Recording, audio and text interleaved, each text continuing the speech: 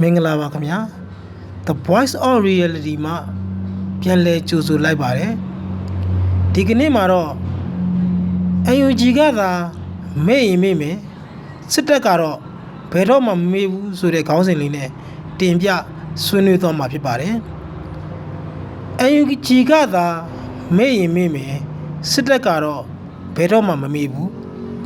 ကျွန်တော်တို့ပတ်ဝန်းကျင်မှာတိတ်တဆိတ်ဖြစ်ပျက်နေတဲ့အရှိတရားတစ်ခုရှိပါတယ်အဲ့ဒါကတော့ရန်သူကကျွန်တော်တို့တက်ပို့ပြီးမှတ်ဉဏ်ကောင်းနေတာပါပဲစနစ်တကျအညှိုးထားတဲ့ PSMS application စစ်ကောင်စီဟာစီရီယံဝန်ထမ်းတွေနဲ့နိုင်ငံရေးတက်ကြွလှုပ်ရှားသူတွေကိုဘယ်တော့မှကြောခိုင်းမသွားပါဘူးသူတို့အခုသုံးနေတဲ့ PSMS ဆိုတဲ့ application ကိုကြည့်ပါဒါဟာတာမန် software တစ်ခုမဟုတ်ဘူးနိုင်ငံတော်ဝန်က gate တွေလေဆိပ်တွေမှာစီရီယံစီးတွေကိုအမြဲ update လုပ်ပြီးအမိဖမ်းဖို့စောင့်နေတဲ့ရန်တရားပါသူတို့ကတစ်ဖက်မှာအတနာခံစာတင်ရင်အမိမဲစင်းကပတ်ဖြတ်ပေးမယ်လို့မလုံးပေးပြီးအချက်လက်တွေကိုတော့ပြန်စူးစီးနေပါတယ်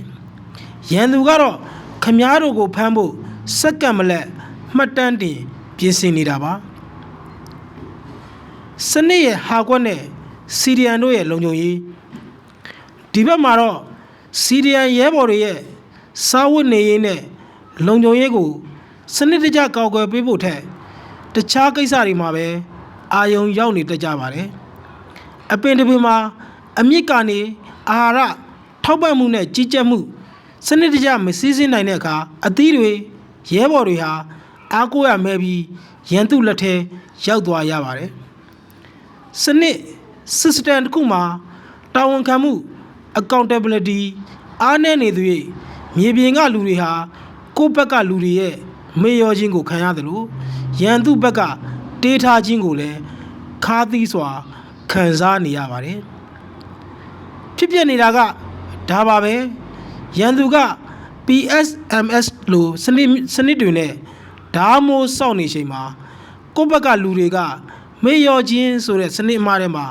နစ်နေတော့မှာပဲဒါဟာတော်လန်ရေးကိုအားပြော့စေုံနေမကပဲမြေပြင်မှာတကယ်ရင်းနှီးပိတ်ဆက်နေရတဲ့သူတွေရဲ့အသက်ကိုပါအန္တရာယ်ဖြစ်စေတာပါကိုလူတွေကိုကိုကမေ့ထားပေမဲ့ရန်သူကတေးထားတာကိုခံနေရတဲ့စီရီယံတွေနဲ့မြေပြင်ကရဲဘော်တွေရဲ့အခြေအနေကိုမျက်ကွယ်ပြုတ်မထားကြဘူးအသိပေးလိုက်ပါတယ်